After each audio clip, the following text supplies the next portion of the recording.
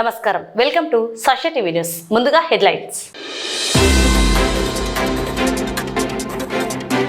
మధ్యాహ్న భోజన కార్మికుల సమస్యలు పరిష్కరించాలని డిమాండ్ చేస్తూ నంద్యాల డీఈఓ కార్యాలయం ఎదుట ఏఐటీసీ ఆధ్వర్యంలో ధర్నా.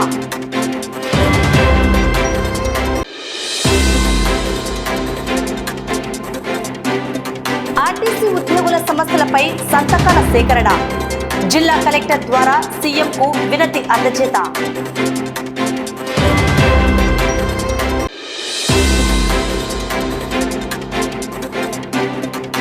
ప్రజా సమస్యల పరిష్కారంలో అధికారులు పూర్తి స్థాయి శ్రద్ధ తీసుకోవాలని అధికారులను ఆదేశించిన జిల్లా కలెక్టర్.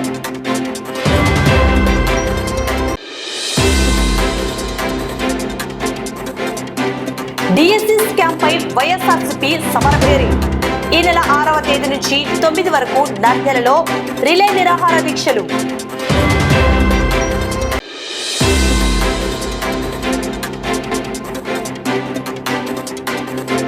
నంద్యాల మున్సిపాలిటీలో పీజీఆర్ఎస్ ప్రజా సమస్యలపై 2 వినతుల స్వీకరణ.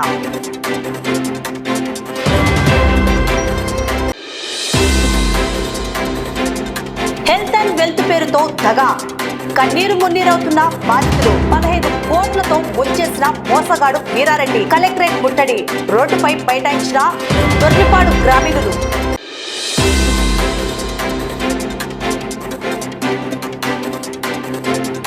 నంద్యాల ఈఎస్సీ ప్రభుత్వ పాలిటెక్నిక్ లో స్పాట్ అడ్మిషన్లు.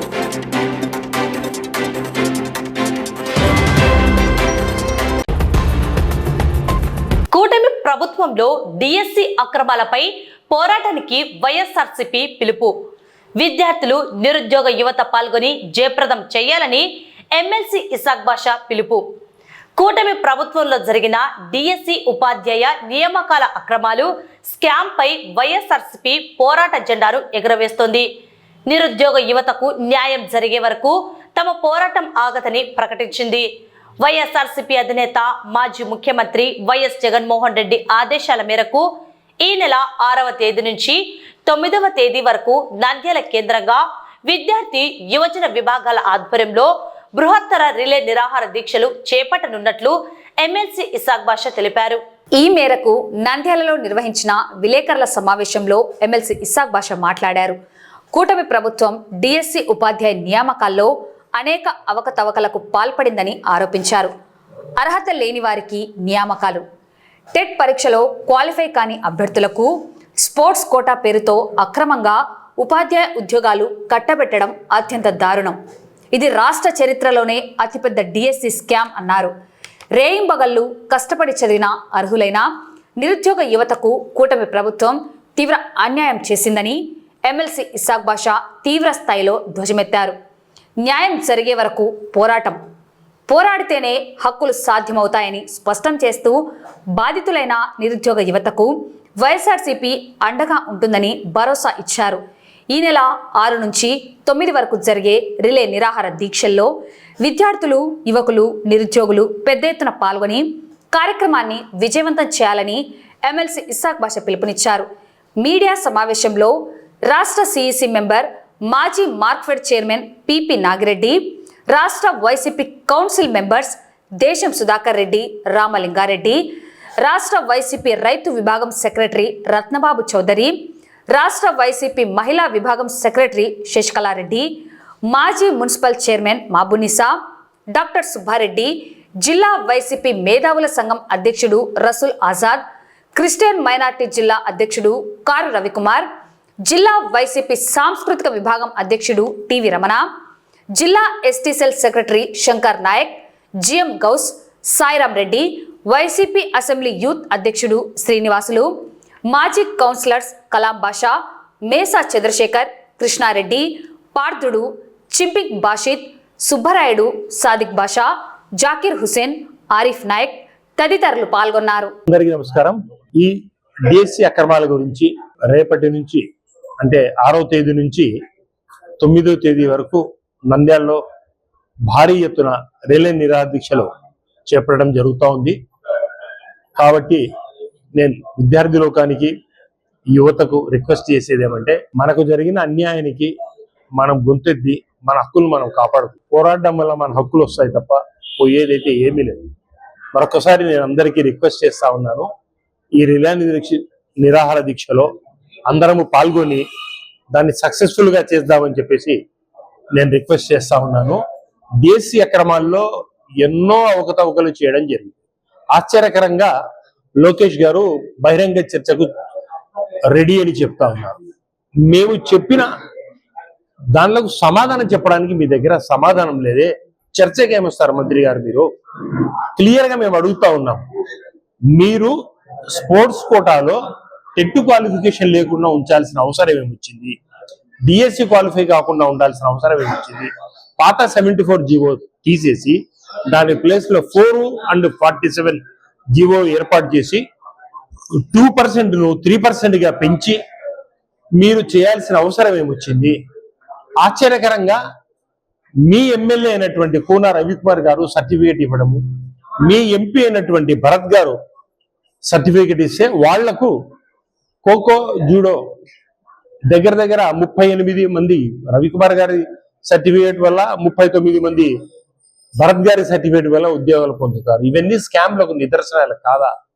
ఏ రకంగా చేస్తున్నారు? మళ్ళీ ఇది అయిపోయిన తర్వాత ఇమ్మీడియట్ గానే మళ్ళీ ఆ జీవోను రద్దు చేసేసి క్లోజ్ చేసేసి మళ్ళీ పాత జీవో ప్రకారము ఫ్యూచర్ ఇచ్చేస్తామని చెప్తే ఏమర్థం? అది ఒక 26 రోజులు 27 రోజుల్లో మీరు జీవోలు పెట్టి జీవోలు తీసేయడం అంటే స్కామ్ కు కాదా? మీ ద్వారా నేను అడుగుతా ఉన్నాను, దీనిలకు అన్నిటికీ మీరు సమాధానం చెప్పండి. నేను విద్యార్థి లోకాన్ని అడుగుతా ఉన్నాను, దయచేసి ఈ నిరాహార దీక్షలు సూపర్ సక్సెస్ చేస్తాము, దీన్ని చేద్దాము. ఈ కూటమి ప్రభుత్వం మెడలు వంచి మన హక్కులు సాధించుకునేంత వరకు పోరాడదామని చెప్పేసి తెలుపుకుంటూ సెలవు తీసుకుంటాం. మన అధ్యక్షుడు జగన్మోహన్ రెడ్డి గారి ఆధ్వర్యంలో మరి సచివాలయాలు, అదేవిధంగా గ్రామంలో టౌన్లో వార్డ్స్ లో కూడా అందరికీ అందుబాటులో ఉండాలని చెప్పి మరి సచివాలయ వ్యవస్థ ఏర్పాటు చేసి దాదాపు 1,40,000 ఒకటేసారి పబ్లిక్ సర్వీస్ కమిషన్ ద్వారా రిక్రూట్మెంట్ చేయడం మీకు అందరికీ తెలుసు. మరి అంత మంది 1,40,000 మందికి మెరిట్ సిస్టమ్ లో, ఎందుకంటే సర్వీస్ కమిషన్ ద్వారా నియమించడం అందరికీ తెలుసు. మరి వీరు 16,000 టీచర్ పోస్టులలోనే ఈ విధంగా అన్యాయం చేస్తుంటే మరి యువత కూడా అందరికి రావాలి. ఎందుకంటే వారికి చేసిన వాగ్దానాలు మీకు అందరికీ తెలుసు.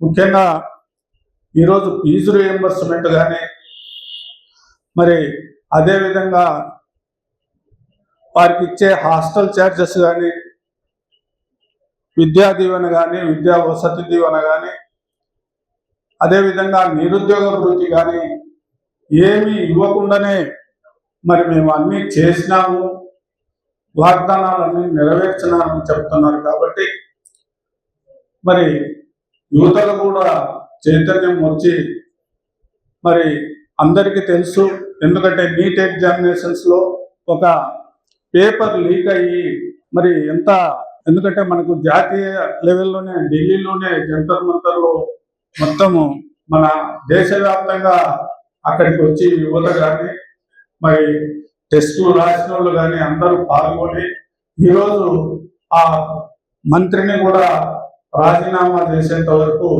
తెచ్చారు. మా పోరాటానికి మీరు ముందుకు రావాలి. ఇప్పటికే ఆంధ్రప్రదేశ్ అల్లకల్లో కావాల్సిన పరిస్థితి ఉండాల్సింది, ఆ పరిస్థితి లేదు. మీరు ఇన్ని సంవత్సరాలు ఆ ఉద్యోగం కోసం కష్టపడి ఎంతో అవకాశం మనకు దేశీ వచ్చింది, ఉద్యోగం వస్తుందని అనే వాళ్ళందరి నిరాశలు అయినాయి. కాబట్టి అలాంటి పరిస్థితిలో మరి ఇంత అన్యాయం జరిగి, ఇంత మోసం జరిగి, పబ్లిక్ గా అమ్మడం పోయి ఈ రకంగా మెరిట్ స్టూడెంట్స్ అంతా కూడా ఎంతమంది ఇబ్బంది పడే పరిస్థితుల్లో మీరందరూ కూడా ముందుకు రావాలి.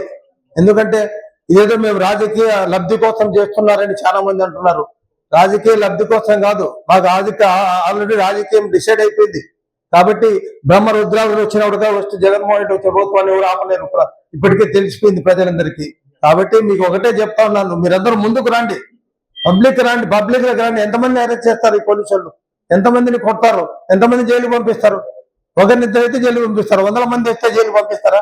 ఏమైంది మీకు అందరికి తెలుసు జంతర్ మంతర్ దగ్గర ఏం జరిగింది. ఒక అంత గొప్ప నాయకుడు అని చెప్పుకుంటే మోడీ నాయకత్వంలోనే ఈరోజు ఒక మంత్రిని ఇంటికి పంపించాల్సిన పరిస్థితి వచ్చిందంటే అంటే వాళ్ళు ఎంత పోరాట పటిమ అనేది మీరు అర్థం చేసుకోండి. కాబట్టి మనలో కూడా ఆ చైతన్యం రావాలి. కాబట్టి నిరుద్యోగ యువతంతా ముందుకు రావాలి. మీరందరూ ముందుకు వచ్చి జగన్మోహన్ రెడ్డి గారు ఎంతమందికి ఉద్యోగాలు ఇచ్చారో ఏం కథ అనేది మీ అందరికీ తెలుసు. ఈ ప్రభుత్వం వచ్చినాక ఎంతమంది ఉద్యోగాలు వచ్చినాయి, ఎన్ని ఇండస్ట్రీస్ వెళ్ళిపోతున్నాయని కూడా మీ అందరికీ తెలుసు. ప్రతిరోజు వాళ్ళ చేతిలో పేపర్లు ఉన్నాయని, ఛానల్స్ ఉన్నాయని చెప్పేసి అబద్ధాలు చెప్పుకుంటూ పోతున్నారు. అది ప్రజలందరూ గమనిస్తా ఉన్నారు. అది కాకుండా వాళ్ళకు ఏదో మ్యానిపులేట్ చేస్తాం, మేము ఈవీఎంలు ఉన్నాయని పరిస్థితి జరగని కూడా పబ్లిక్ ఊరేస్తారు, పబ్లిక్ లోనే ఊరేస్తారు. ఎలక్షన్ కమిషన్ లాంటి వాళ్ళు కూడా ఇలాంటి తప్పులు చేస్తే నేను ఓపెన్ గా చెప్తాను. కాబట్టి ఇప్పటికైనా అందరూ మేల్కొనండి. వచ్చేది జగన్మోహన్ రెడ్డి గారి ప్రభుత్వం.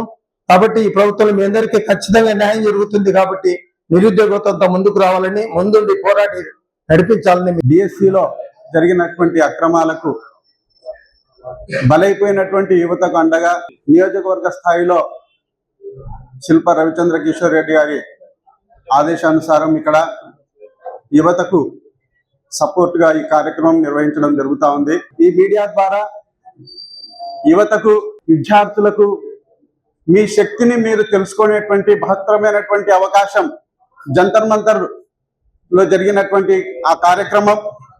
దాన్ని చూసి మీరు స్ఫూర్తి పొందాల్సినటువంటి అవసరం ఉంది. మీ హక్కులు, మీపై జరుగుతున్నటువంటి ఇబ్బందికరమైనటువంటి పరిస్థితులను మీరు ఎదుర్కొని పోరాడాల్సినటువంటి అవసరం ఎంతైనా ఉంది. మీరు పోరాడితే దేనైనా సాధించవచ్చు అని చెప్పడానికి ఇక్కడ జంతర్ మంతర్ లో జరిగినటువంటి కార్యక్రమమే ఒక ఉదాహరణ. ఈరోజు డిఎస్సిలో దాదాపుగా 10,000 పైగా పోస్టులు అమ్ముడుపోయినాయనేటువంటిది వాస్తవము. ఇక్కడ మనము కేవలం స్పోర్ట్స్ కోటా గురించే మాట్లాడుకుంటా ఉన్నాం, కానీ 16,000 ఉద్యోగాలు ఇచ్చినామని చెప్తూనే నార్మలైజేషన్ ప్రాసెస్ లో మెరిట్ లిస్ట్ ను ప్రకటించక ముందు, మెరిట్ లిస్ట్ ప్రకటించిన తర్వాత ఎంతమంది నిరుద్యోగులు అన్యాయానికి గురైనారనేటువంటి విషయము వాళ్ళొకసారి మెరిట్ లిస్ట్ ను ప్రకటిస్తే తెలుస్తుంది. అక్కడ ఎక్కడైతే ఈ నిరుద్యోగ ఉపాధ్యాయులు ప్రతిభావంతులైనటువంటి వాళ్ళు తమ ఉద్యోగాలను కోల్పోయి వాళ్ళు ప్రభుత్వం పైన వ్యతిరేకత ఎక్కడ బలపడుతుందనేటువంటి ఉద్దేశంతో మళ్ళీ నారా లోకేష్ గారు వెంటనే ఇంకొక మెగా డిఎస్సి ఇస్తానని చెప్పేసి వాళ్ళని పోరాటం చేయకుండా మళ్ళీ వాళ్ళంతకు వాళ్ళు చదువుకునేటువంటి డైవర్షన్ అనేటువంటిది చేయడం జరిగింది. కాబట్టి ఇది నిరుద్యోగులంతా కూడా గమనించాలి. ప్రతిసారి మీరు సర్దుకుపోతూ ఉంటే మీ హక్కులను కాపాడుకునేటువంటి అవకాశాలు మీరు చేజాతులా పోగొట్టుకునేటువంటి పరిస్థితి వస్తుంది. మళ్ళీ మెగా డిఎస్సి జరిగినా మీకు మెగా దగానే జరుగుతుంది తప్ప మీ యొక్క ప్రతిభకు తగినటువంటి గౌరవము, గుర్తింపు అనేటువంటిది లభించదనేటువంటి విషయాన్ని గుర్తుపెట్టుకొని మీరు చేసేటువంటి పోరాటానికి ఎల్లవేళలా మన వైఎస్ఆర్సీపీ పార్టీ అండదండలు ఉంటాయి. మీతో పాటు మేము కలిసి పోరాడడానికి సిద్ధంగా ఉన్నామని చెప్పేసి ఈ సందర్భంగా తెలియజేసుకుంటూ మనం డిఎస్సి మీద అధిష్టానం ఆదేశానుసారం పలు కార్యక్రమాలు నిర్వహిస్తున్నాం. ఈ రోజు కూడా దానిలో భాగంగా నంద్యాలలో శిల్ప రవిచంద్ర కిషోర్ రెడ్డి గారి కార్యాలయంలో పెద్దల సమక్షంలో కార్యక్రమం నిర్వహిస్తున్నాం. మనందరికీ తెలిసిన విషయమే, జీవోలు వాళ్ళకు అనుకూలంగా ముందుగా అభ్యర్థులను సెలెక్ట్ చేసుకొని ఆ అభ్యర్థులకు అనుకూలంగా జీవో ఇచ్చి వారికి ఉద్యోగాలు ఇచ్చినారు. దాని తర్వాత మళ్ళీ ఇప్పుడు కొత్తగా పాత జీవోనే ఇప్పుడు మళ్ళా కొత్తగా ఇచ్చి నెక్స్ట్ నోటిఫికేషన్ ఏదున్నా సరే ఈ జీవో ఆధారంగా జరుగుతుందని చెప్పడం ఖచ్చితంగా ఇది ఎవరిని అడిగినా సరే దీంట్లో మోసం జరిగిందని చెప్పేసి అందరికీ తెలిసిన విషయమే. కానీ ఇక్కడ మనం గమనించాల్సిన అంశం, మనము ఎవరైతే డిఎస్సి స్పోర్ట్స్ కోటాలో కానీ వేరే ఉద్యోగంలో కానీ చేసిన వాళ్ళందరినీ కూడా నెక్స్ట్ మనం చేసే కార్యక్రమాలకు అవకాశం ఉన్నంత వరకు వారిని భయపడకుండా ఈ కార్యక్రమాలకు హాజరు పరిస్తే మనం చేసే ఉద్యమానికి వారు కూడా మనకు తోడైతే ఇంకా కొంత మనకు బలం పెరుగుతుందని మన ద్వారా వారికి, వారి ద్వారా మనకు చేస్తున్నాను. ఈరోజు ఈ అవకాశం ఇచ్చినటువంటి పెద్దలకు ధన్యవాదాలు. ఆర్టీసీ ఉద్యోగులు ఎదుర్కొంటున్న సుదీర్ఘకాల సమస్యలను పరిష్కరించాలని డిమాండ్ చేస్తూ ఆర్టీసీ ఎంప్లాయీస్ యూనియన్ రాష్ట్ర కమిటీ పిలుపు మేరకు నంద్యాలలో ఉద్యోగుల సంఘం ఆధ్వర్యంలో సంతకాల సేకరణ కార్యక్రమం నిర్వహించారు. దశల వారీగా చేపడుతున్న నిరసన కార్యక్రమాల్లో భాగంగా స్థానిక పీజీఆర్ఎస్ వద్ద ఉద్యోగులందరూ ఏకమై తమ నిరసనను తెలిపారు. ఈ సందర్భంగా యూనియన్ నాయకులు మాట్లాడుతూ సేకరించిన సంతకాల పత్రాలను జిల్లా కలెక్టర్ ద్వారా రాష్ట్ర ముఖ్యమంత్రికి అందజేయనున్నట్లు వెల్లడించారు. అనంతరం విలేకరుల సమావేశంలో ఉద్యోగుల సమస్యలను మీడియా ద్వారా వివరించారు. ఆర్టీసీ రక్షణ, ఉద్యోగుల సంక్షేమమే ధ్యేయంగా ఈ పోరాటాన్ని సాగిస్తున్నామని, ప్రభుత్వం సానుకూలంగా స్పందించి సమస్యలను పరిష్కరించకపోతే రాబోయే రోజుల్లో ఉద్యమాన్ని మరింత ఉధృతం చేస్తామని యూనియన్ నాయకులు హెచ్చరించారు. ఈ కార్యక్రమంలో ఆర్టీసీ ఎంప్లాయీస్ యూనియన్ నంద్యాల శాఖ నాయకులు, ప్రజా సంఘాల ప్రతినిధులు మరియు పెద్ద సంఖ్యలో ఆర్టీసీ కార్మికులు పాల్గొన్నారు. మా యొక్క ముఖ్య డిమాండ్ ఏమంటే, రాష్ట్రంలో మేము 2 ఉద్యమాలు జరిపాం.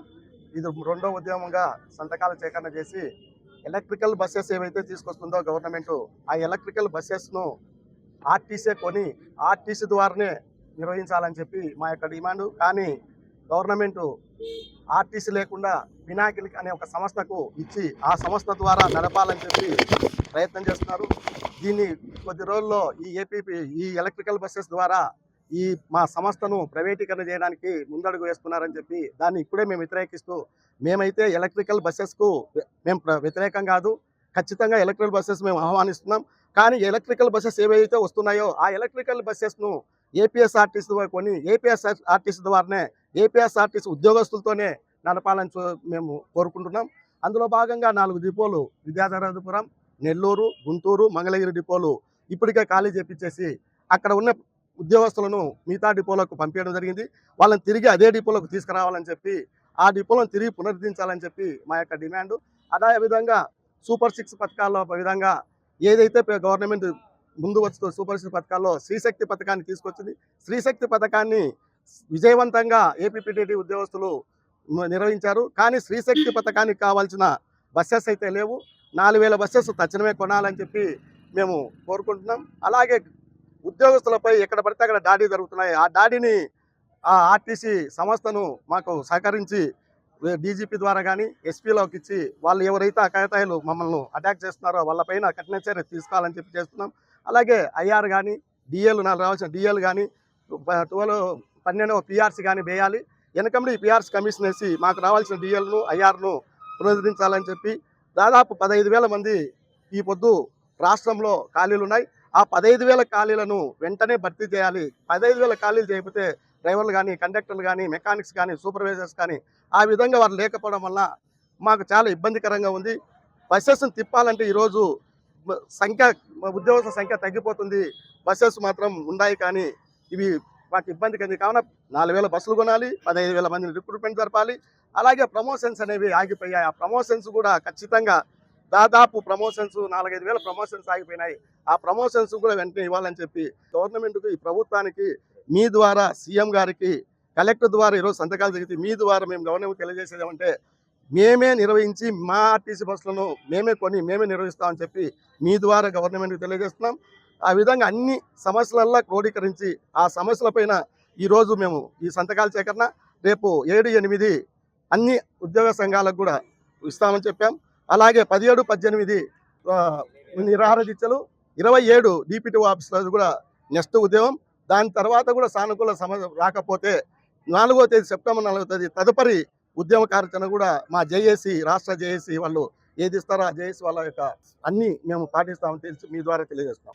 ఈరోజు రాష్ట్ర వ్యాప్తంగా అన్ని కలెక్టర్ జిల్లా కేంద్రాల్లో సంతకాల సేకరణ గౌరవ కలెక్టర్ గారి ద్వారా గౌరవ ముఖ్యమంత్రి గారికి పంపించడం జరుగుతుంది.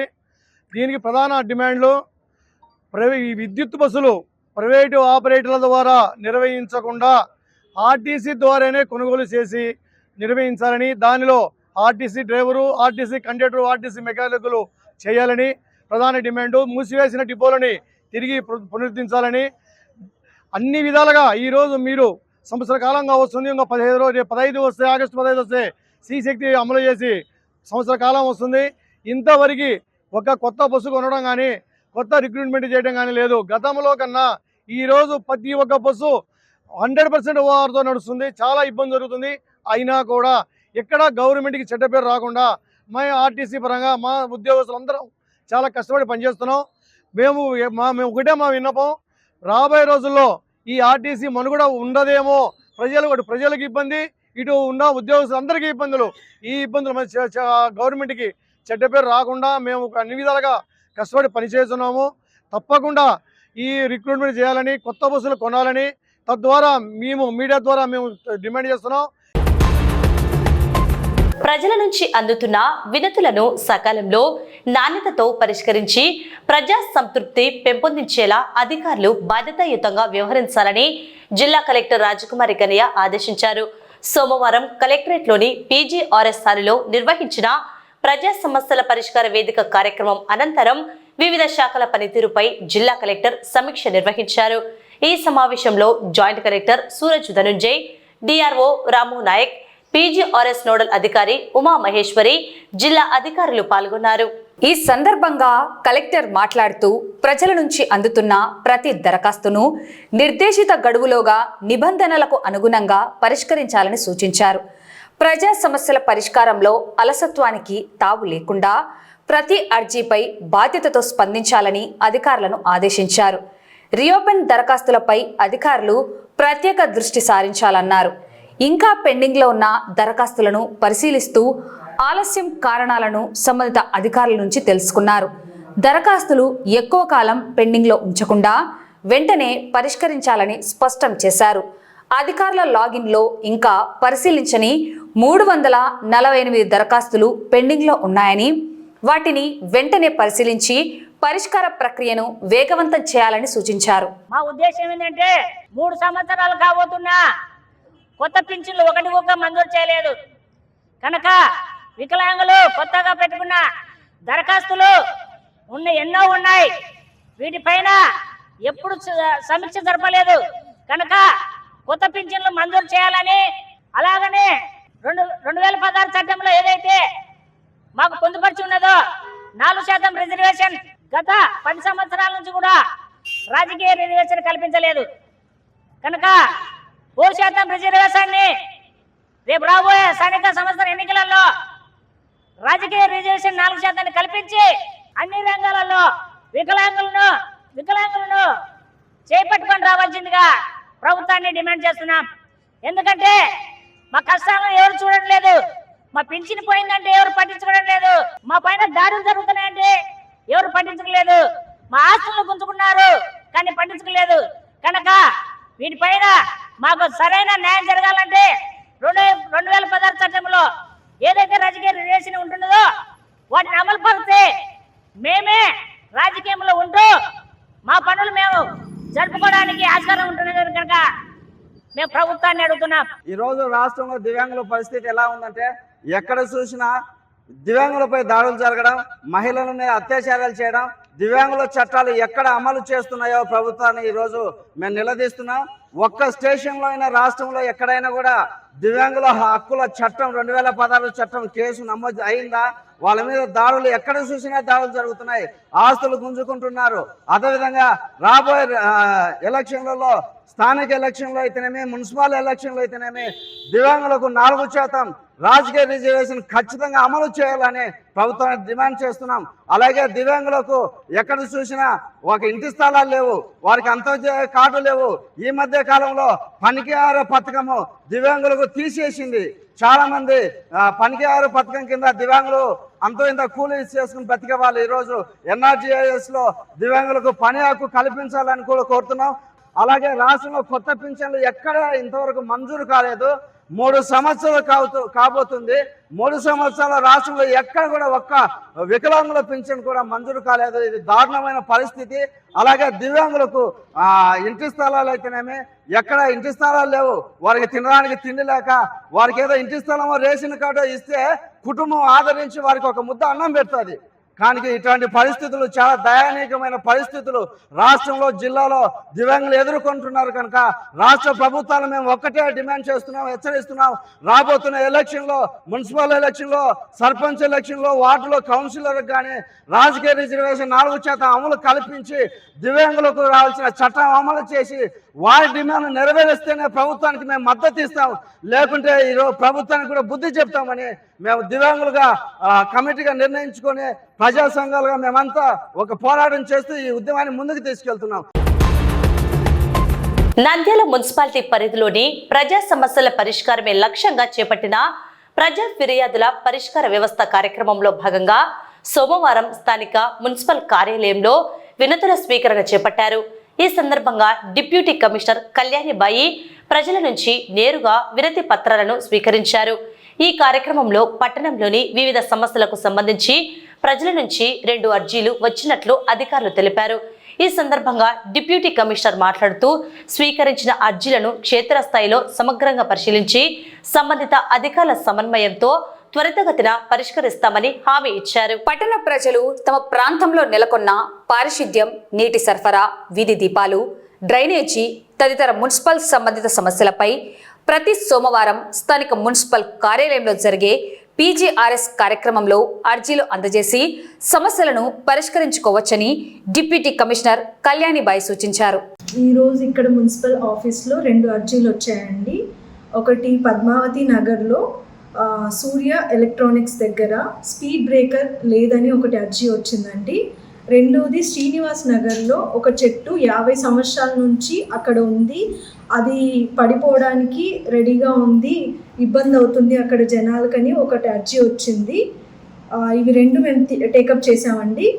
మా ఎంతవరకు అయితే అంతవరకు సాల్వ్ చేసి దీన్ని మేము క్లోజ్ చేయడానికి ట్రై చేస్తాం. ప్రతి సోమవారము పీజీఆర్ఎస్ జరుగుతుందండి. ఇక్కడ మేము మున్సిపల్ ఆఫీస్లో టేకప్ చేస్తాము. అక్కడ కలెక్టరేట్లో మున్సిపల్ కమిషనర్ గారు టేకప్ చేస్తారు. అక్కడ వచ్చే సమస్యలు ఏదైతే ఉందో ఇక్కడ వచ్చేవి మేము టేకప్ చేస్తాము. మున్సిపాలిటీ రిలేటెడ్ ఏమైనా సమస్యలు మండే మార్నింగ్ 9:30 నుంచి మధ్యాహ్నం 2 వరకు మేము పీజీఆర్ఎస్ సమస్యలు అర్జీలు తీసుకుంటాం. రాష్ట్ర వ్యాప్త ఏఐటీయూసీ పిలుపులో భాగంగా మధ్యాహ్న భోజన కార్మికుల సమస్యలను తక్షణమే పరిష్కరించాలని డిమాండ్ చేస్తూ సోమవారం నంద్యాల జిల్లా విద్యాశాఖ అధికారి కార్యాలయం ఎదుట ఏఐటీయూసీ ఆధ్వర్యంలో కార్మికులు ధర్నా నిర్వహించారు. ఈ సందర్భంగా ఏఐటీయూసీ నాయకులు మాట్లాడుతూ మధ్యాహ్న భోజన కార్మికులకు ప్రస్తుతం ఇస్తున్న వేతనం ఏమాత్రం సరిపోవడం లేదని, నెలకు 6,000 రూపాయల నుండి 15,000కు పెంచాలని డిమాండ్ చేశారు. ఆశా వర్కర్లు, అంగన్వాడీ వర్కర్ల మాదిరిగానే మధ్యాహ్న భోజన కార్మికులకు కూడా గ్రాడ్యుయేటీ సౌకర్యం కల్పించాలన్నారు. అలాగే స్మార్ట్ కిచెన్ల పేరుతో సుదూర ప్రాంతాల నుండి వండిన ఆహారాన్ని పాఠశాలలకు రవాణా చేసే విధానాన్ని వెంటనే రద్దు చేయాలని కోరారు. ఆ విధానం వల్ల భోజనం నాణ్యత దెబ్బతినడంతో పాటు స్థానిక కార్మికుల ఉపాధి దెబ్బతింటోందని, కావున పాఠశాలల్లోనే స్థానికంగా ఉండేలా చర్యలు తీసుకోవాలని స్పష్టం చేశారు. కార్మికులపై జరుగుతున్న వేధింపులను తక్షణమే అరికట్టాలని, లేని పక్షంలో రాబోయే రోజుల్లో పోరాటాలను మరింత ఉధృతం చేస్తామని నాయకులు హెచ్చరించారు. ఈ కార్యక్రమంలో ఏఐటీయూసీ నాయకులు, మధ్యాహ్న భోజన పథకం కార్మికులు పాల్గొన్నారు. రాష్ట్ర వ్యాప్తంగా మధ్యాహ్న భోజన కార్మికుల సమస్యలు పరిష్కరించాలని డిమాండ్ చేస్తూ ఏఐటీయూసీ మధ్యాహ్న భోజన వర్కర్స్ యూనియన్ రాష్ట్ర సమితి పిలుపులో భాగంగా ఈరోజు నంద్యాల జిల్లా విద్యాశాఖ అధికారి డిఓ కార్యాలయం ఎదుట ధర్నా నిర్వహిస్తూ ఉన్నాం. అయితే రాష్ట్ర వ్యాప్తంగా మధ్యాహ్న భోజన కార్మికుల సమస్యలు పరిష్కరించడంలో అధికార ప్రభుత్వ యంత్రాంగం పూర్తిగా విఫలమైందని భావిస్తూ ఉన్నాం. ఎందుకంటే మధ్యాహ్న భోజనంలో పనిచేస్తున్నటువంటి కార్మికులకు చాలినటువంటి 6,000 జీతాలు ఇస్తూ ఉన్నారు. 6,000 జీతాన్ని 15,000కు పెంచాలని డిమాండ్ చేస్తూ ఉన్నాం. అంతేకాకుండా ఆశా అంగన్వాడీ కార్యకర్తల మాదిరిగానే మధ్యాహ్న భోజన కార్మికులకు గ్రాడ్యుటీ అమలు చేయాలని, అంతేకాకుండా స్మార్ట్ కిచెన్లను రద్దు చేసి మధ్యాహ్న భోజనాన్ని స్కూళ్ళలోనే వండి ఎక్కడికెక్కడ విద్యార్థులకు వండి పెట్టాలని కూడా ఈరోజు డిమాండ్ చేస్తూ ఉన్నాం. అంతేకాకుండా రాష్ట్ర ప్రభుత్వంలో చంద్రబాబు నాయుడు ప్రభుత్వం ఈరోజు కడప జిల్లాలో ఆగమేఘాల మీద స్మార్ట్ కిచెన్ల పేరుతో ఈరోజు స్మార్ట్ కిచెన్లు ఎక్కడో సుదూర ప్రాంతాల్లో వండి విద్యార్థులకు పాఠశాలలో 30 కిలోమీటర్లు 40 కిలోమీటర్ల దూరంలో వండి విద్యార్థులకు పెట్టే పరిస్థితి ఉంది. కాబట్టి ఈ మధ్యాహ్న భోజన కార్మికులను రాష్ట్ర ప్రభుత్వం ఇష్టారాజ్యంగా వేధింపులకు గురి చేస్తూ ఉన్నారు. కాబట్టి వీటన్నిటిని మానుకొని వీరి న్యాయమైన డిమాండ్లను పరిష్కరించాలని డిమాండ్ చేస్తూ ఏఐటీయూసీ రాష్ట్ర ఏపీ మధ్యాహ్న భోజన వర్కర్స్ యూనియన్ రాష్ట్ర సమితి పిలుపు మేరకు నంద్యాల జిల్లా డిఓ కార్యాలయం ముందు మధ్యాహ్న భోజన వర్కర్ల సమస్యలు పరిష్కరించాలని, అలాగే స్కూల్లో పనిచేస్తున్నటువంటి స్కూల్ ఆయా అలాగే నైట్ వాచ్మెన్ల సమస్యలు, స్కూల్ ఛాలెంజర్ల సమస్యలు పరిష్కారం చేయాలని చెప్పేసి ఈరోజు ధర్నా నిర్వహిస్తూ ఉన్నాం. ఈ ధర్నాలో ఏఐటీసీ నాయకులు, మధ్యాహ్న భోజన యూనియన్ నాయకులంతా పాల్గొన్నారు. ప్రధానంగా మధ్యాహ్న భోజన వర్గాల సమస్యలు వచ్చేసి ఈరోజు రాష్ట్ర ప్రభుత్వం గత 30 సంవత్సరాలుగా పనిచేస్తున్నటువంటి మధ్యాహ్న భోజన వర్కర్ల కడుపు కొట్టే విధంగా, వాళ్ళ ఉపాధి దెబ్బతీసే విధంగా ఈరోజు సెంట్రల్ కిచెన్ విధానాన్ని ఈరోజు రాష్ట్ర ప్రభుత్వం చేపట్టబోతా ఉంది.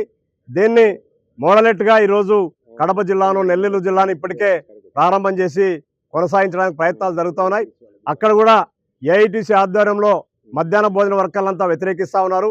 అందుకోసమనే ఈ సెంట్రల్ కిచెన్ విధానాన్ని వ్యతిరేకిస్తూ వెంటనే వెనక్కి తీసుకోవాలి.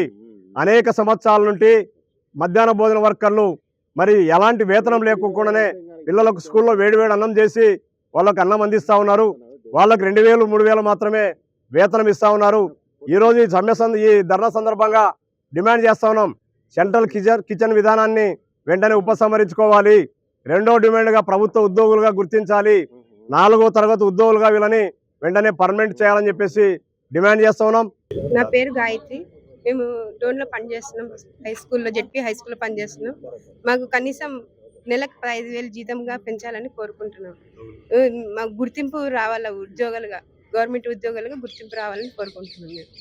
మాకు నెలకి 5,000 ఇస్తున్నారండి. మాకు కనీసం నెలకి ఇప్పుడు సమస్యలు అంటే అన్నీ పెరిగిపోయినాయి. మాకు కనీసం నెలకి 15,000 కావాలని మేము కోరుకుంటున్నామండి. ఇంటి బాడుగలు, సరుకులు, కనీసం అన్ని సరుకులు అన్నీ పెరిగిపోయినాయండి. అందుకని మేము నెలకు 15,000 కావాలని డిమాండ్ చేస్తున్నాం. నమ్మకమే వారి నేరమైంది. ఉన్న ఊరే వల్లకాడులా మారుతోంది. ఉద్యోగం వస్తుందన్న ఆశ, రేపటి రోజున కుటుంబం హాయిగా బతుకుతుందన్న నమ్మకం, అదే వారి పాలిట శాపమైంది. నంద్యాల జిల్లా దొర్నిపాడు మండలాన్ని హెల్త్ అండ్ వెల్త్ పేరుతో ఒక వ్యక్తి దారుణంగా దగా చేశాడు. వీరారెడ్డి అనే వ్యక్తి రంగుల కలలు చూపెట్టాడు. ఉద్యోగాలు ఇస్తామన్నాడు. నెలకు వేలాది రూపాయల ఆదాయం వస్తుందని ఆశ చూపాడు. అమాయకపు పేద ప్రజలు ఆయన మాటలు నమ్మారు. ఉన్న ఇళ్లను తాకట్టు పెట్టారు. ఒంటి మీద బంగారాన్ని బాకీ పెట్టారు. అప్పు చేసి మరీ తెచ్చి ఆ వీరారెడ్డి చేతిలో పోశారు. ఏకంగా 15 కోట్ల రూపాయలు నొక్కేసి చివరికి బోర్డు తిప్పేసి ఉడాయించాడు ఆ ఘరాన మోసగాడు. ఇప్పుడు ఆ ఊరి గుండెల్లో రగులుతున్నది ఆవేదన కాదు, రక్తాశ్రువులు. బ్యాంకుల నుంచి నోటీసులు వస్తుంటే ఏం చేయాలో పాలుపోక దిక్కుతోచని స్థితిలో అమాయకులు రోడ్డున పడ్డారు. అప్పుల బాధ తాళలేక నిన్న కాక మొన్న ఒక యువకుడు ప్రాణాలు తీసుకోవడం ఈ ఘోరానికి నిదర్శనం. ఊరంతా వల్లకాడుగా మారుతున్నా మమ్మల్ని పట్టించుకునే నాదుడే లేడంటూ బాధితులు కన్నీరు మున్నీరవుతున్నారు. స్థానిక ఎమ్మెల్యే అఖిలప్రియ హామీ ఇచ్చారు. డిఎస్పీ న్యాయం చేస్తామన్నారు. కానీ రోజులు గడుస్తున్నా ఏ ఒక్కరికి న్యాయం జరగలేదు. ప్రజాప్రతినిధులు, అధికారుల మాటలు నేతి మూటలయ్యాయి. కానీ ఈ పేదల కష్టాలు మాత్రం మారలేదు. న్యాయం కావాలంటూ నేడు జిల్లా కలెక్టర్ ముందు బాధితులు రోడ్డుపై బైఠాయించారు. కడుపు మండిన కష్టజీవులు తమ గోడును కలెక్టర్ ముందు వెళ్లబోసుకున్నారు. స్పందించిన కలెక్టర్ న్యాయం చేస్తానని హామీ ఇవ్వడంతో ప్రస్తుతానికి నిరసన విరమించారు. రెక్కాడితే గాని డొక్కాడని ఆ అమాయక జీవితాలతో ఆడుకున్న వీరారెడ్డి బృందాన్ని వెంటనే అరెస్ట్ చేయాలి. జిల్లా కలెక్టర్ ఇచ్చిన హామీ కాగితాలకే పరిమితం కాకుండా ఆ కష్టజీవులకు తక్షణమే న్యాయం జరగాలని ఆశిద్దాం.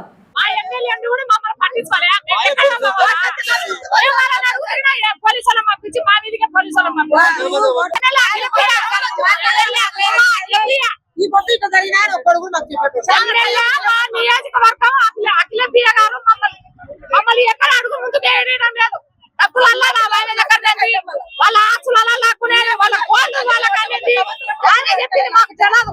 అన్ని లాక్కున్నాను, వాళ్ళని జైలు వేసినాము, మేము అరెస్ట్ చేసినాము. దొన్నిపాడు పుట్టిల్లు డబ్బులు మా దగ్గర నేను ఇప్పిస్తానని అదే చాలా కుట్టే ఎన్ని కోట్లైనా నేను నెత్తినేసుకుంటా అనేది. ఈ రోజు పోతే గేట్ కాడికి రానికున్నది మమ్మల్ని. మేము వచ్చి ఎమ్మెల్యే మాకు ఏ సమాధానం చెప్పకూడదు. ఎంతమంది జనాలు చచ్చిపోతున్నారు హార్ట్ అటాక్ వచ్చి, బీపీలు డౌన్ అయ్యి, మొన్న సంఘటనలో 25 సంవత్సరాల పిల్లాడు వయసు పిల్లాడు మందు తాగి చచ్చినాడు. బాకీలు బజార్లో అడిగినారని పొద్దు నుంచి సాయంత్రం దాకా ఎమ్మెల్యే గేట్ కావాలంటే అసలు గేట్ తీయలే రానిలే. సార్ మా ఊరి ఇంటి పక్కల ఇల్లు కాపర్లు అయినారు ఈరాడు అనే వ్యక్తి మాకు 3,60,000 కడితే నెలకు 40,000 ఇచ్చానని చెప్పినాడు. 3 ఏళ్ళు గ్యారెంటీ చెప్పినాడు. మీరు నేనున్నాను మీకు అని ఎవరికి అవసరం లేదు, నా ఇల్లు నేను ఇస్తాను అని చెప్పినాడు. కానీ ఈ రెండు కంతులు 3 కంతులు పడతాను. నేను ఒక కంతు కట్టిన, ఎద్దులు అమ్ముకొని పరగళ్ళు అమ్ముకొని కట్టిన, నాకు ఒక కంతు పడింది, తీసేసినాడు. తీసేసి ఈ పొద్దు మేము అడుగుతుంటే నాదేం లేదు, నా ఎల్లుళ్ళు చేసినారు మోసం అని పోయినాడు, పోయినాడు. అప్పటికి పోలీసులు డిఎస్పీ వచ్చినాడు, ఎస్పీ వచ్చినాడు, అందరు వచ్చినారు, ఇళ్ళ కాడికి ఎమ్మెల్యే వచ్చినారు. వచ్చి కూడా ఏం చెప్పినారు, నేను డిఎస్పీ అయితే నరసింహ సాయి సత్య నేను ఇప్పిస్తాను మాకు లెక్కలు ఇవ్వాలి. ఇప్పటికి మేము ఎవరు ఇప్పుడు తీసేసారు, ఉద్యోగమే తీసేసారు. వీడికి వచ్చిన ఈ కలెక్టర్ ఏం చెప్పింది, 2 నెలలకు కానీ 3 నెలలకు కానీ లెక్కలు ఇప్పించే బాధ్యత నాదని ఈమె చెప్పింది. కానీ ఇప్పుడు 2 నెలల కన్నా వచ్చి ఈ పొద్దుకి మాకు హాని కానీ ఎవరు ఇవ్వలేదు. అఖిల పిల్ల కాడికి ఆలవాడ పోయినాం, ఆలవాడ 4 వారు తిరిగినాం. 4 వారు తిరిగితే ఈ పొద్దు 2 నెలలు టైం వాళ్ళకన్నా అవసరం లేదు. నేను ఎత్తిన పెట్టుకుంటున్నా 15 కోట్లు నేను ఇస్తాను, నేను వాళ్ళకు కూర్చొని ఈ పొద్దుకి రూపాయలు బాబు. ఈ పొద్దు మేము మందం మేము పీదవాళ్ళు పనులు చేసుకుంటున్నాం, మేము ఏ విధంగా బతకాలా? ఎందుకు వస్తున్నా పోలీసులు లంచాలు వేసి మమ్మల్ని పీదవాళ్ళని అన్యాయం చేసినాడు. మేము ఇప్పుడు కష్టం చేసుకోవాలంటే వానలు లేవు, వర్షాలు లేవు, పనులు లేవు, రోడ్ల మీద ఇందులో ఆయుషాలు పెట్టుకొని బ్యాంకులలో పెట్టుకొని ఏదో నెలకు 40,000 లెక్క వచ్చాదని ఇందులో ఆయుషాలు పెట్టుకొని కూడా కట్టినాం. ఇప్పుడు బ్యాంకు వాళ్ళు ఏమడుగుతున్నారు, అవి లెక్కలు మాకు వడ్డీలు కట్టారా, బ్యాంక్ ఇళ్ళకు బిగాలు వేయాలని అడుగుతున్నారు. బ్యాంక్ వాళ్ళకు వీళ్ళు సమాధానం చెప్తారా, ఇచ్చినోడు సమాధానం చెప్తారా? మాకు మా పరిస్థితి ఏంది? పిల్లోడు వయసు పిల్లోడు, 2 ఆడపిల్లలు మందు దాకా చచ్చిపోయాడు వయసు పిల్లాడు, వాళ్ళకి ఎవరు పూచి? ఈరారెడ్డి బాధితులము మేము. మాకు 40 ఏండ్ల నుండి 80 ఏండ్ల వరకు నెలకు 40,000 సూపన వేచానని చెప్పి మోసాలు చేసి ఉద్యోగాలకు ఒక్కొక్కరికి 3 ఉద్యోగాలు 2 ఉద్యోగాలు ఇచ్చి మోసం చేసినాడు. ఎంత మంది సరే ఒక్క ఉద్యోగం మీద ఎన్నైనా కట్టుకోవచ్చు, 10 వరకు ఇచ్చాను, నాది పూచి అని చెప్పినాడు. ఈరారెడ్డి అతను దొన్నిపాడు మండలం. ఆ నుండి మేము దొన్నిపాటులో 1 వారం రోజులు ధర్నా చేసినాం. ధర్నా చేస్తే ఎవరు రెస్పాన్స్ ఇవ్వలే. మాకు ఇవ్వకుండంటే భూమా అఖిలపియ వచ్చి భూమిని కూర్చొని భూదేవి సాక్షిగా నేనుండా మీకు అండగా, మీ దొన్నిపాడు మండలం నాది పుట్టిండ్లు, నేను న్యాయం చేస్తాను, నన్ను నమ్మండి, మీరు ధర్నాల నుండి లేయండి అంటే మాట మీద మేము కట్టుబడి లేచినాము. ఈ పొద్దు కలెక్టర్ మేడం కాడికి వచ్చినాం. నేను చేస్తామ్మా న్యాయం, మీకు మీరు మోసపోయినారు, నేను చేస్తాను, నేను అండగంటానని కలెక్టర్ మేడం మాట ఇచ్చింది. డిఎస్పీ సారు లక్ష్మీ నరసింహస్వామి తోడు నేనుండా తొడగొట్టి మిషన్ దూకి ప్రమాణం చేసినోడే. ఆయనదే అయిపోయింది, ఒక ఎమ్మెల్యేదే అయిపోయింది, కలెక్టర్ది మిగతా ఉంది. మా బతుకులు ఇడికి వచ్చినాయి. బ్యాంక్ వాళ్ళు ఏమంటున్నారు, బీగాలు ఇచ్చాము, మీ బంగారు వడ్డీలు కడితే మేము ఇయ్యము, ఇన్వాల్వ్ చేయాలా, తీసి డబ్బులు కట్టండి, ఇండ్లకు బీగాలు ఇచ్చాము, ఇల్లు ఖాళీ చేయండి, ఇట్లా బ్యాంక్ వాళ్ళు వచ్చి పన్నారు. కలెక్టర్ మేడం ఏమన్నా 2 రూపాయల వడ్డీ కానీ ₹1.5 వడ్డీ కానీ ఫోన్లు చేసి నాకు చెప్పండి, నెంబర్లు ఇవ్వండి, నేను మాట్లాడతాను అని. ఇప్పుడు రెస్పాన్స్ లేదు. కోర్టు కాడికి పోయినాము, అడిగినాము, నన్ను కొట్టండి చంపండి, నా దగ్గర ఏం లేదు. మా లెక్కలు ఎక్కడ పోయినట్టు? ఆచులు చంపు చేయమని చెప్తే పాత ఆచులకు సంబంధం లేదండి, కొత్త ఆచులు మా లెక్కలన్నీ ఉండాలి కదా. మా బాధ్యతకు ఎవరు దీన్ని పట్టించుకునే వాళ్ళు ఎవరు? దీని వల్ల గుండెపోట్లు వచ్చి చనిపోతున్నారు, ఎంత మంది ఉరేసుకొని చచ్చన్నారు, మందులు తాగి చచ్చన్నారు. ఒక్కొక్క ఇంట్లో 60,000 70,000 లక్షలు వేలు కోటి వరకు పోయినాం. మాది దొన్నిపాడు ఈరాటి తరపున మేము 7,20,000 కట్టాము. రెండు కట్టినాము. 7,20,000 కట్టింటే ఒక్క కంతు పడింది 40,000. ఇంకా మిగతా పడలే. 50,000 ఇచ్చినాడు, 50,000 తీసుకున్నాడు. వాళ్ళ డబ్బు వాడు తీసుకున్నాడు ఇచ్చినందుకు. మాకు ఇప్పుడు డబ్బు రాలే. 2 సన్న పిల్లలు, నా బిడ్డకు సన్న పిల్లలు, 2 సన్న పిల్ల తల్లి. బంగారల్లా 15 తులాల బంగారు పెట్టి నా బిడ్డ కట్టినాడు. మొగుడు కూడా వద్దనే కూడా ఈయన కూడా కట్టింది. పొద్దు వద్దంటున్నాడు నా ఎల్లుడు ఇంట్లో.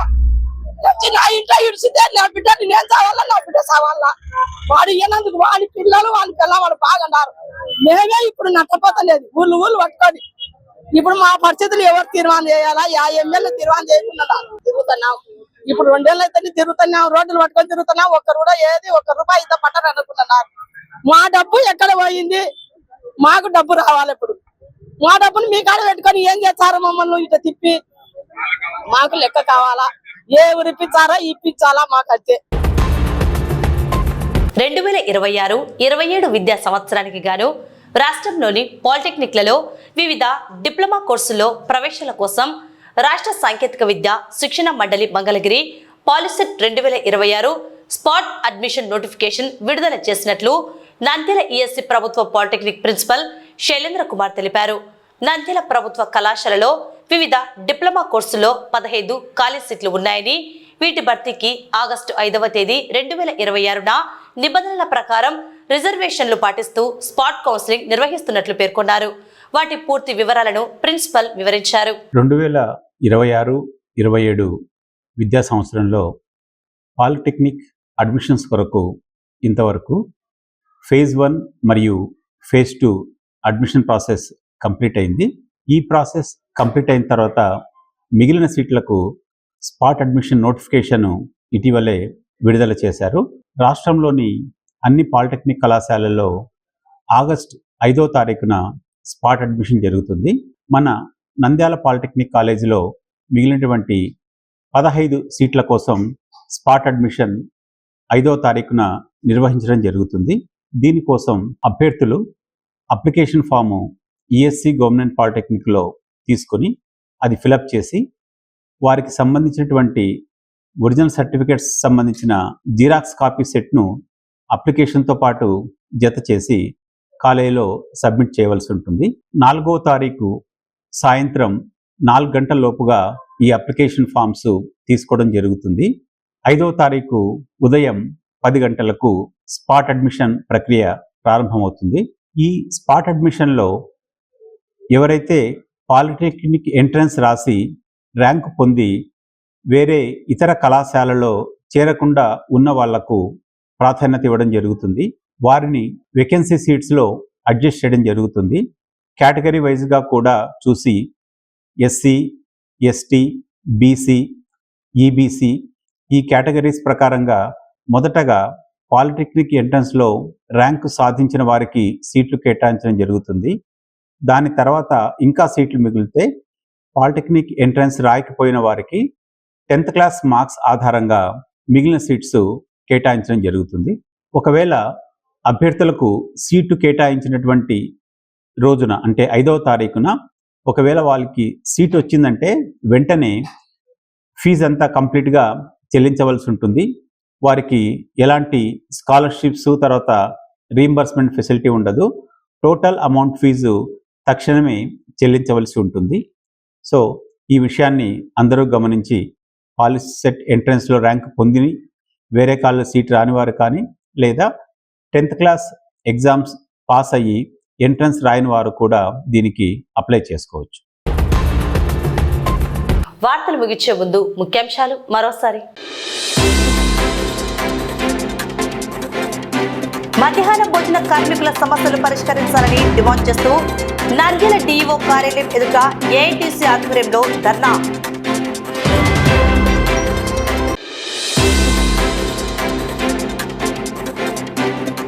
ఆర్టీసీ ఉద్యోగుల సమస్యలపై సంతకాల సేకరణ. జిల్లా కలెక్టర్ ద్వారా సీఎంకు వినతి అందజేత.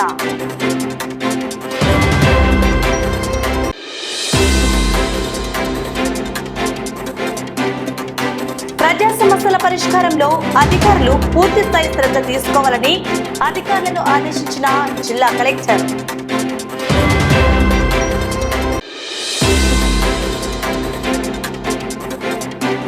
డిఎస్సి స్కామ్ పై వైఎస్ఆర్సీపీ సమరభేరి. ఈ నెల 6వ తేదీ నుంచి 9 వరకు నంద్యాలలో రిలే నిరాహార దీక్షలు.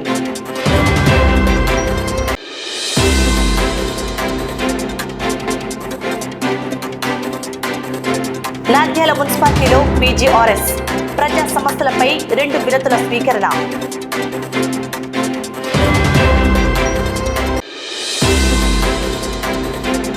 హెల్త్ అండ్ వెల్త్ పేరుతో దగా, కన్నీరు మున్నీరవుతున్న బాధితులు. 15 కోట్లతో వచ్చేసిన మోసగాడు వీరారెడ్డి. కలెక్టరేట్ ముట్టడి, రోడ్డుపై బైఠాయించిన దొర్నిపాడు గ్రామీణులు.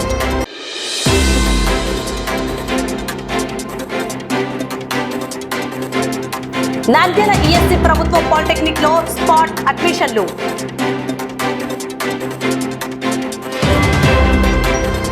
ఈ వార్తలు ఇంతటితో సమాప్తం. నమస్కారం.